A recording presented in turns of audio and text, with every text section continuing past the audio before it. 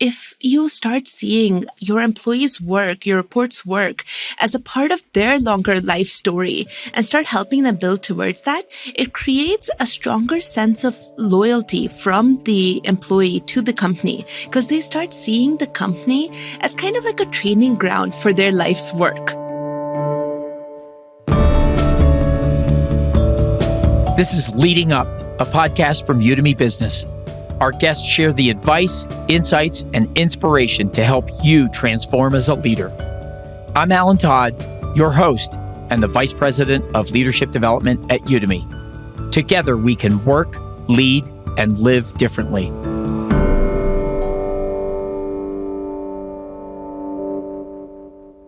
Let's think about the last one-on-one conversation you had with your manager.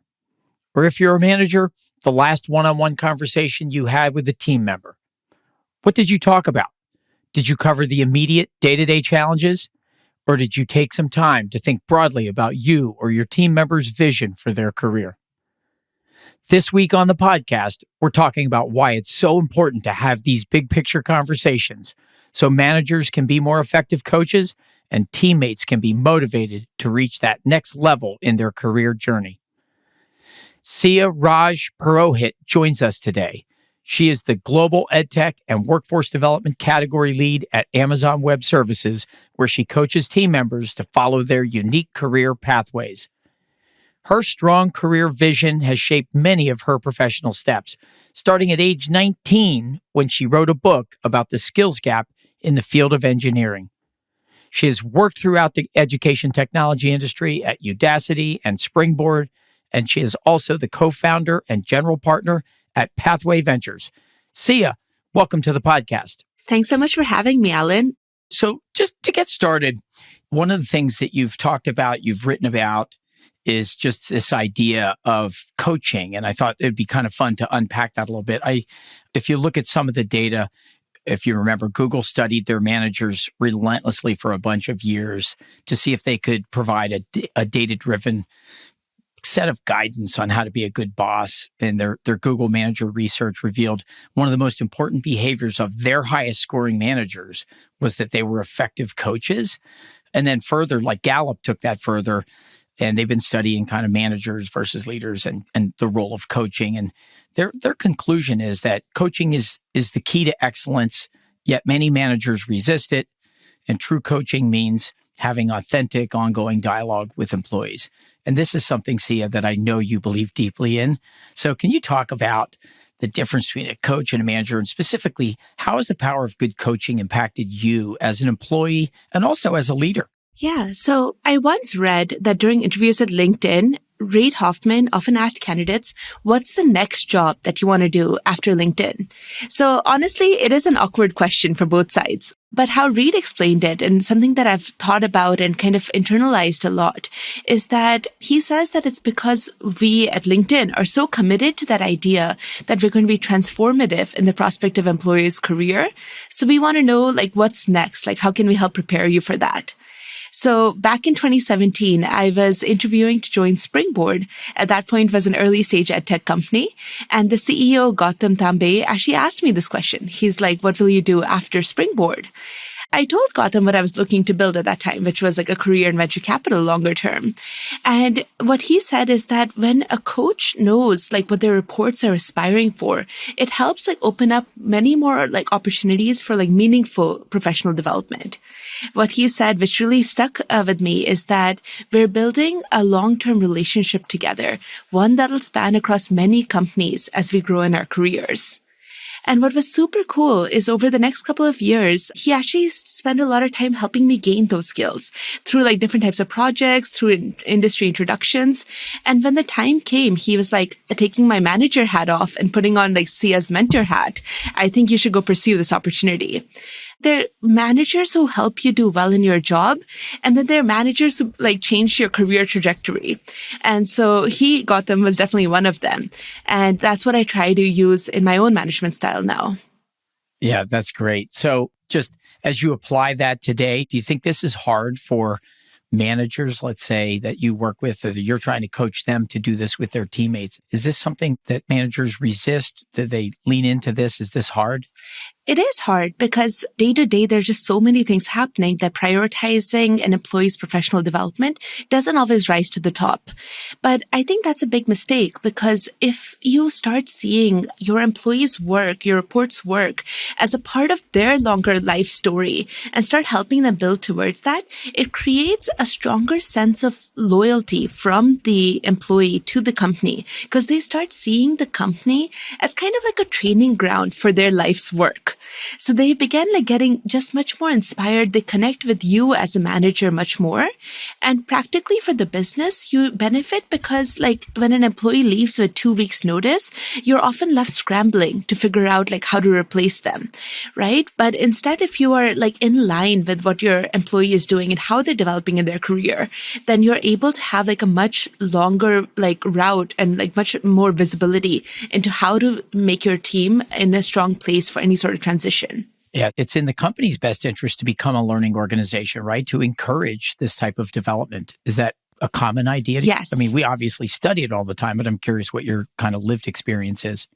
So I've been fortunate that I've seen that several times in my career in terms of managers who looked at the big picture. And that really benefited both me and the organization because as an individual, I just immerse myself much more into the company because I'm like, they're like looking at my professional development as a key criteria for like how we work together. And then for the company, it was beneficial because most of my employers have had like several weeks, if not months of notice in terms of when the departure is. And that gives me time to kind of ramp up, help hire someone else as a replacement and make sure the team is in a really good place.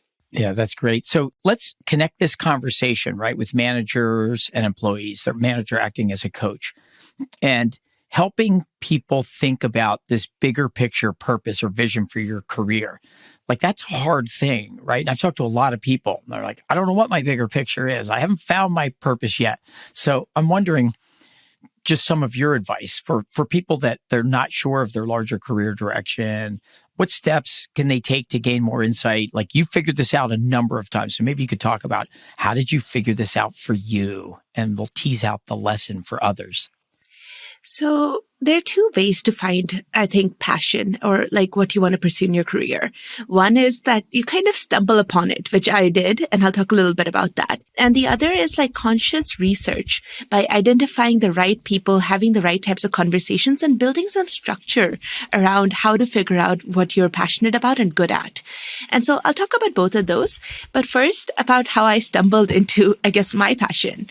When I was an engineering student studying computer engineering as an undergrad, I really didn't resonate with how engineering was being taught.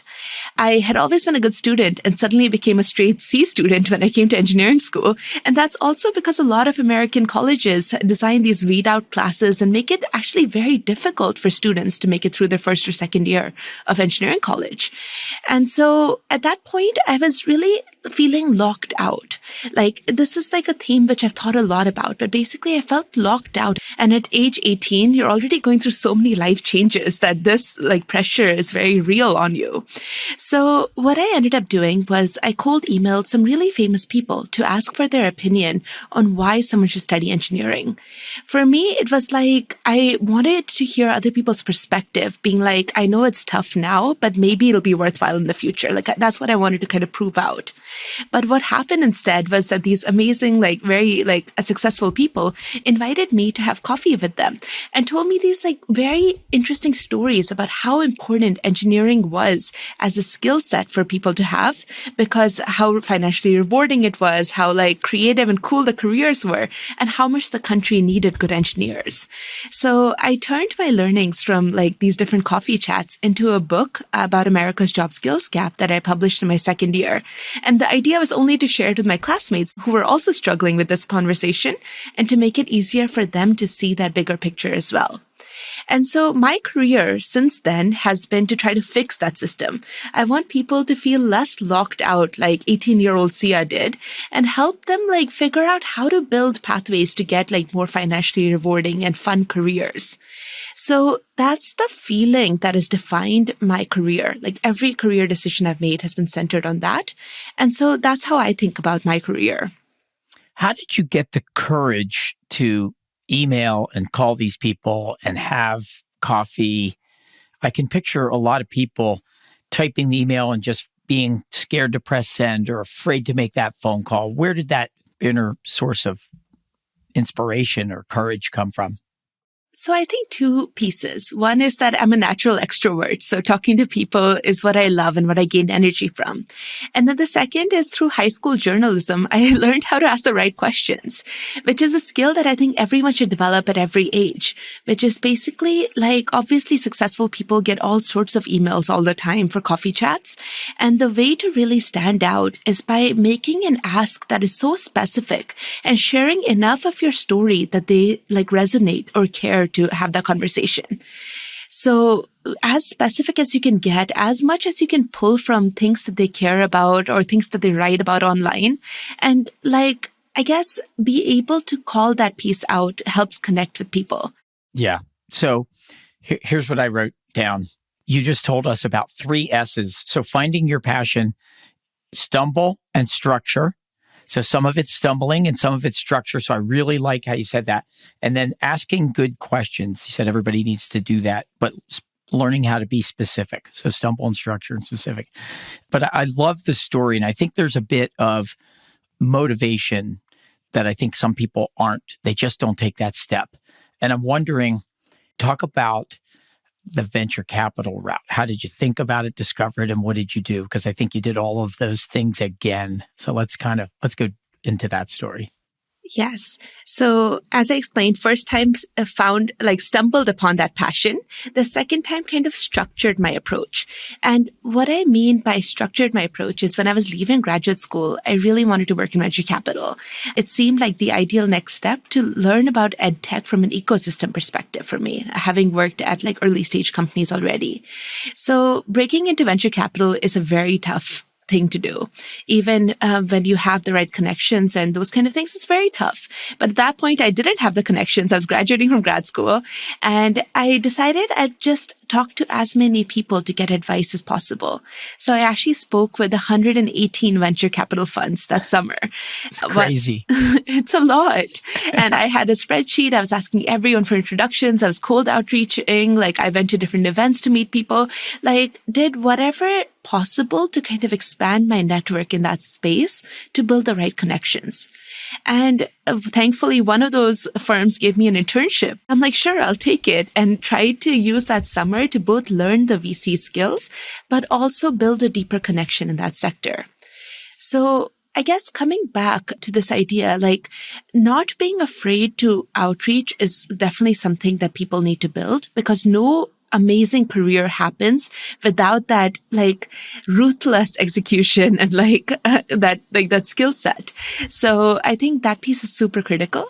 And then after that, having like that very clear ask of learning about people's careers, being able to add value to their careers while you're trying to grow your own is very key. Yeah, I'm thinking there's a saying, great vision plus poor execution equals total failure. And you talked about ruthless execution. You talked to 118 venture capitalists. How did you deal with the rejection, setbacks, people that didn't answer your call? Like, do you just power through that and it lands you with a great outcome? But I think a lot of people don't have that relentless execution, or they struggle with that. Yeah, that rejection piece, both in terms of people who don't follow up, but also opportunities that don't work out, is tough, right? It takes a certain piece of telling yourself that if you try enough times, you'll land somewhere is super key. So the 118 conversations, I must have emailed hundreds of more people that didn't message me back, right? Right. And then regarding the actual rejection of a job, that piece is hard to take in also, because oftentimes we build a vision of ourselves in that next stage at a specific company. And what I've learned is it's better to have, I guess, less clarity almost on what job or career you see yourself in, and more of a general sense of which direction you want to go into. Because companies and roles are going to change so much in our careers. It's just having that underlying purpose, passion statement, or feeling that defines your career is the most important.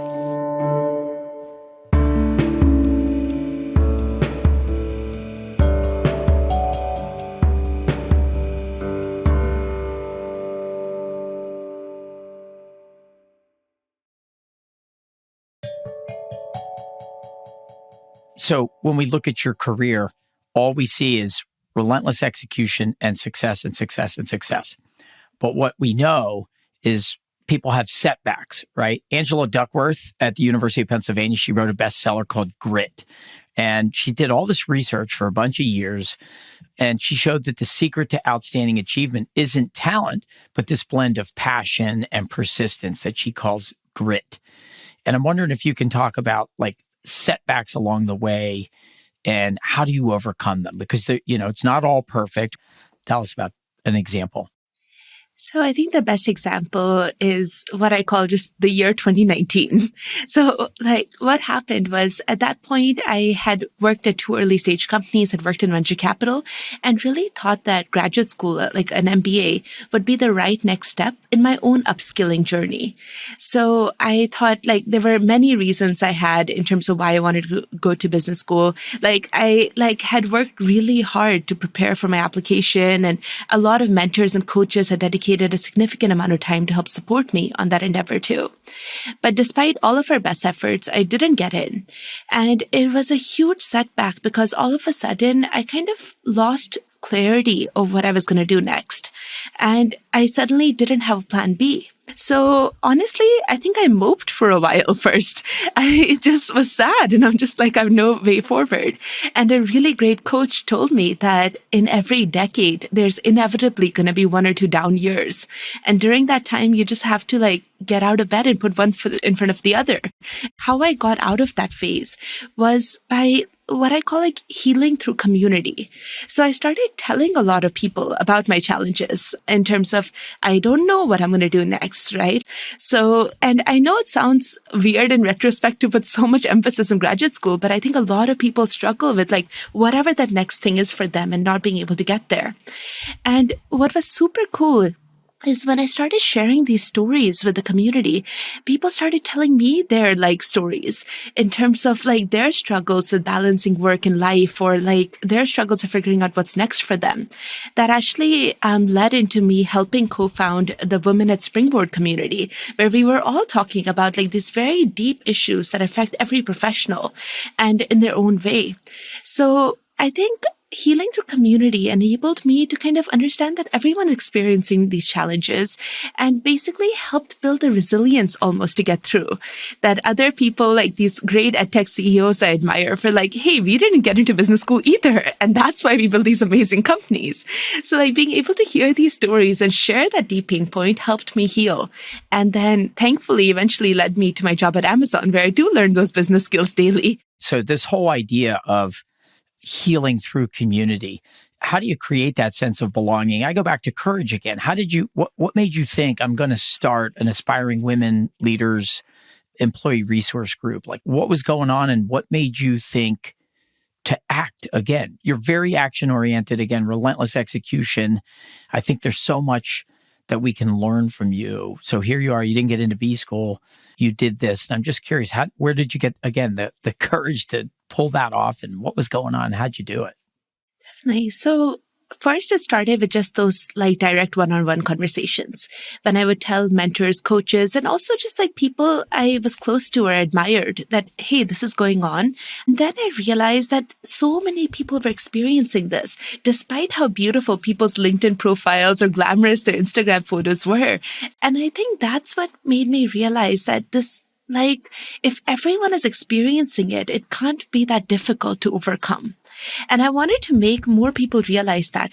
And so that community was an outlet for other people to share their stories as well and get that support in a safe space. And what I encourage for people who may not feel confident enough to kind of build a community for themselves is to link with people who are extroverted or want to build that kind of community or run those. Like join a small group or even like 2 or 3 friends and start sharing it with them, because it's very likely that the more you articulate your problems, the more you'll be able to find solutions for them. Yeah. And it's interesting the way, like, again, articulate the problems, get with people, right? Build the relationships that helps you find solutions, which goes all the way back to what you described in terms of coming, sort of stumbling upon your sort of vision for your career and then structuring around getting there. And I read some really interesting research that it shows that people who take the time to develop their vision, like just come to have a purpose or a vision, just something like some hopes and dreams, that the act of doing that lowers stress and anxiety and helps people have better balance in their life. And I just find that interesting because when I look at the research right now on stress and anxiety, it's off the charts, right? Burnout, it's off the charts. Work-life balance or finding that harmony between work and life. We talked to Stu Friedman as a professor at the Wharton School that wrote the book Total Leadership that has been studying that for many, many years. And I think, so when you figure that out, it increases the likelihood of realizing your vision. So there's all of these things are completely interconnected about doing that. And I wanted to go back and maybe just talk more about the power of vision and how you developed the vision for yourself. So back to, I guess, my engineering school story, like in terms of being an undergrad and not having clarity of what's next. Very transparently, there was that fear of just like not being able to tap into opportunities because companies didn't want to address like someone who had less than a 3.0 GPA, which I was very embarrassed to have at that point, right? So definitely there was a lot of stress and sadness as I was encountering. But at that point, I realized that instead of feeling so locked out of that opportunity, maybe I can create a different pathway of like accomplishing those goals I had for my career instead of going the structured route. So deciding I was actually going to develop my own path, which for me at that point, when I released my book was the same year that Udemy, Coursera, Udacity all were coming up. And I'm like, wait, maybe there's an opportunity to like tell my story in a different way to be able to connect with this industry that's coming up and kind of utilize that, like the rise of that industry to just help other people learn engineering in better ways. That's where it started. So what I recommend for people is that think very deeply about what one of the most transformative or like even like deeply hurtful moments in your life was. Like when you felt there was like some sort of injustice from a systems perspective. Think about what that big mission is. Because one of the greatest things about like technology at this age is that we're able to help transform those systems that like impact us negatively. If you're able to find a passion through something like that, it becomes the most powerful because every day you get the privilege of helping fix that like problem. So the guiding passion for my life is to help other people feel less locked out. I experienced that as a student. I experienced that sometimes in my 20s and really want to help people like be able to figure out whatever is next for them that helps them live meaningful, happier, more financially rewarding lives. So every decision I make in my career is to think about that. Like, how can we like unlock more people's potential by helping them get the right types of opportunities to grow in their careers and be more successful?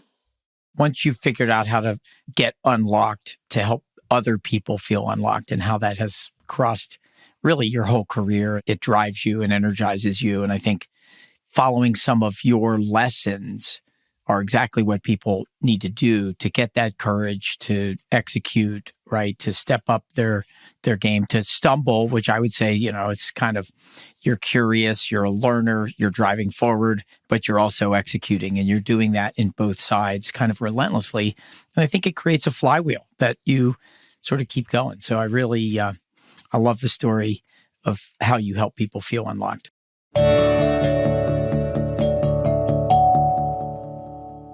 So Siya, as we wrap up here, we have a question that we ask all of our guests. And that is, what are you curious about and learning now? What's got your attention these days?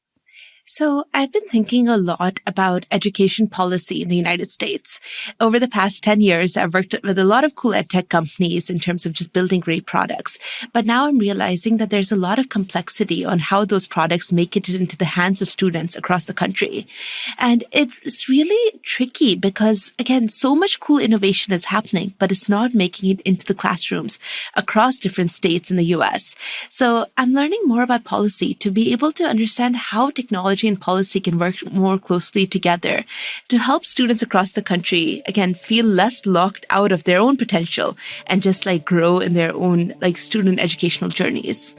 Beautiful. Thank you so much, Siya, for joining us on the podcast today. Thanks so much for having me. If you're in a moment of uncertainty, remember a few lessons Siya shared with us today. You need to stumble to find your passion. You need structure for ruthless execution, and you need to be specific to ask good questions. Thank you so much for listening to Leading Up, a podcast from Udemy Business. We'll be back next Wednesday with another episode to help you level up your leadership skills. The Leading Up podcast is produced by Udemy in partnership with Pod People. Special thanks to our production team, Alex Vickmanis, Amy Machado, Brian Rivers, Danielle Roth, and Carter Wogan. Our original theme is by Soundboard.